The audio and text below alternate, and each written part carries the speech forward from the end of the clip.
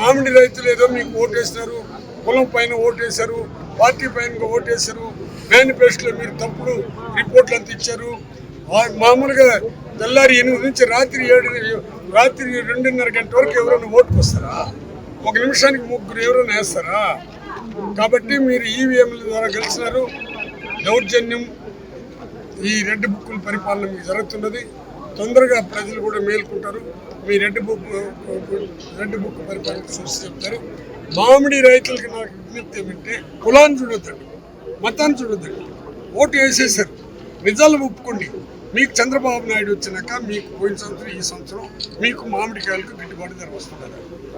ఈరోజు నియోజకవర్గ ఇన్ఛార్జి ఇంతకుముందు కూడా పెద్ద ఎత్తున మనం అందరూ కూడా వచ్చి మామిడికాయలు వాళ్ళ కోసం మనం ఇచ్చినాము.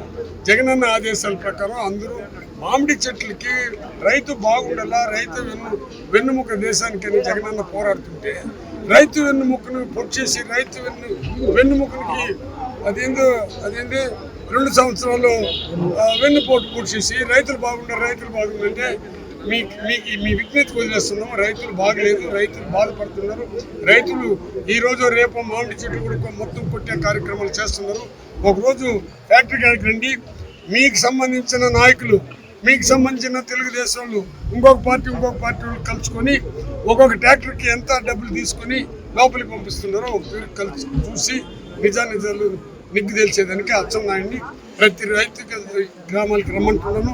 రైతులంతా తల ఉంచుకునేటువంటి స్టేట్మెంట్ ఇచ్చాడు. సిగ్గు సీము ఉంటే రైతుల కోసం పోరాడాల్సిందిగా అచ్చెన్నాయుడికి నేను వినిపిస్తాను. ఈ రోజు కలెక్టర్ గారు ఏమో మంచిగా చేస్తూ ఉంటారని కలెక్టర్ గారికి మీరు అధికారాలు ఇచ్చి కలెక్టర్ గారు ఆ ఫ్యాక్టరీ వాళ్ళని భయం పెడితే కదా మీ సామాజిక వర్గం ఇట్లా అమాయకులు ఇట్లా చేయని వాళ్ళు ఉండి మంచిగా నేను ఇస్తానంటే వానికి కళ్ళు వేస్తారు.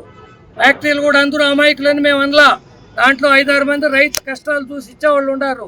కానీ ఉన్న ఫ్యాక్టరీలు, దోచుకునే ఫ్యాక్టరీలు వాళ్ళని ఇవ్వకుండా రైతులకి పొద్దు కలెక్టర్ చెప్పిన 8 ఆడు ఉంది, 9 ఆడు ఉంది. అన్ని ఫ్యాక్టరీలు ఒక రేట్ ఇస్తా ఉన్నారా? ఈరోజు ఇక్కడ 6 అంటాడు, ఇంకో 4 అంటాడు, ఇంకో రేంపోడు 3 అంటాడు. రైతు కష్టం చూసే మినిస్టర్ మీరు, రైతు కష్టం చూసే సీఎం గారు మీరు. రైతు కష్టం తెలిసి రైతుకు 15 రూపాయలు రైతు అనేవాడు ప్రతి పార్టీలో ఉన్నాడు. తెలుగుదేశంలో ఉన్నాడు, బీజేపీలో ఉన్నాడు, జనసేనలో ఉన్నాడు, వైసీపీలో ఉన్నాడు, CPI, CPM, any party, all parties రైతు ఉన్నాడు. ఒకప్పుడు రైతు రాజు అన్నారు. ఈరోజు రైతు రోడ్డు ఎక్కి రైతు కన్నీళ్లు వచ్చిన ఏ ఒక్కడు నాకు తెలిసి భగవంతుడు చూసుకుంటాడు. మీకు దండం పెడతాం.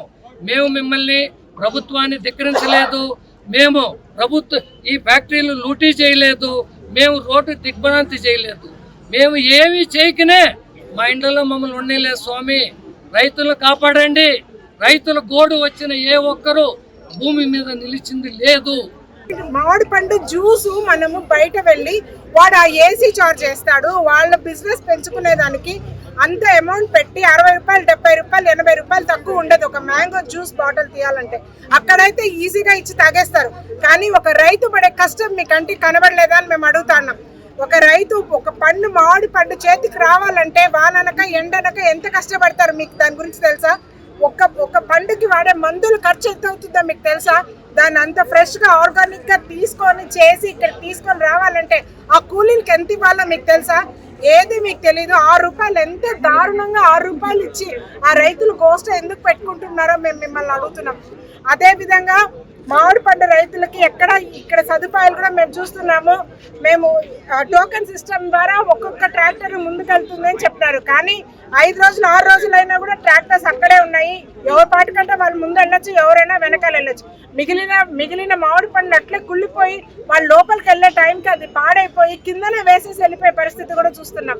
ఎంత దారుణమైన పరిస్థితి ఈరోజు రైతులకు మేము చూస్తున్నాం అనేసి చెప్తున్నాం. మేము ఒకటే కోరుతున్నాము, రైతులకు గిట్టుబాటు ధరగా 16 నుంచి 18 రూపాయల వరకు ఇవ్వాలని, తక్షణమే రైతులను ఆదుకోవాలని మేము డిమాండ్ చేస్తున్నాం.